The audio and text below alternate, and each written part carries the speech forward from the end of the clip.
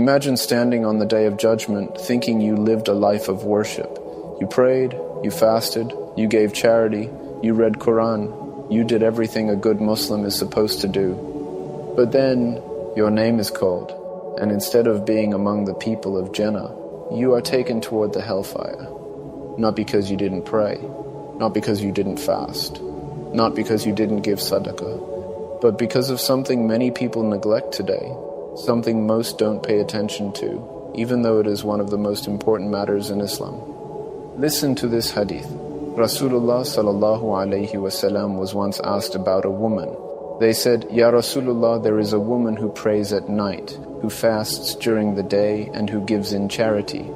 Meaning, she fulfilled her obligatory worship and went far beyond it. She prayed tahajjud regularly. She fasted optional days. She gave extra charity. We would look at her and say, this is a righteous woman, a role model. But the hadith continues, yet she harms her neighbors with her tongue. She backbites.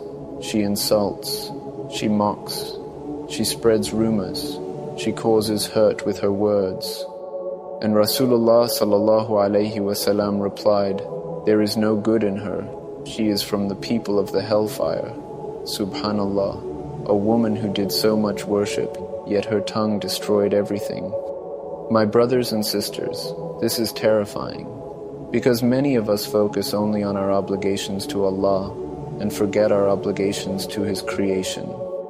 But Islam is not only about how much Quran you read, it's also about how gently you speak. It's not only about your fasting, it's about whether you harm someone with your words. It's not only about praying, it's about whether your prayer softens your heart toward others. Rasulullah sallallahu alayhi wasallam warned us again in another authentic hadith, the hadith of the bankrupt. He said the true bankrupt person is the one who will come on the Day of Judgment with prayer, fasting and charity. But he insulted others, he backbit, he slandered, he took people's rights, he hurt others. Then what happens? His good deeds, the very deeds he thought would save him, will be taken from him and given to the people he harmed. And when his good deeds run out, and people still have rights over him, their sins will be placed on him. Then he will be thrown into the hellfire. So ask yourself, what will my tongue say about me on the Day of Judgment? Who did I hurt? Who did I mock? Who did I talk about behind their back? Who cried because of my words? Sometimes we look at a person and say, oh, he prays but he lies. Oh, she wears niqab but she backbites. Oh, he has a beard but he cheats. Oh, she memorizes Quran but she spreads rumors. But pause and ask yourself, why do we speak like this? Why do we feel entitled to comment on the hearts and actions of people we do not own, do not control, and will never be asked about on the Day of Judgment? It is not our business. Allah did not command us to monitor people. He commanded us to monitor ourselves. My brothers and sisters, the prayer, the fasting, the modesty, these are beautiful and necessary acts, but they cannot be separated from manners, mercy, and respect.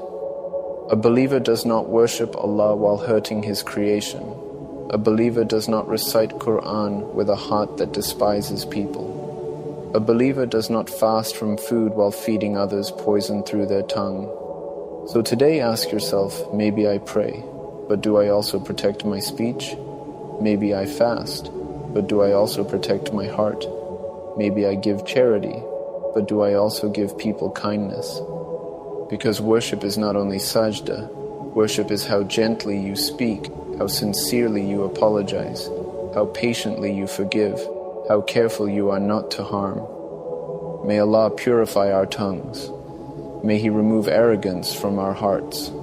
May He allow our worship and our character to be complete, so that when we stand before Him, we are not among those who prayed, fasted, and gave charity, but lost everything because of how we treated others.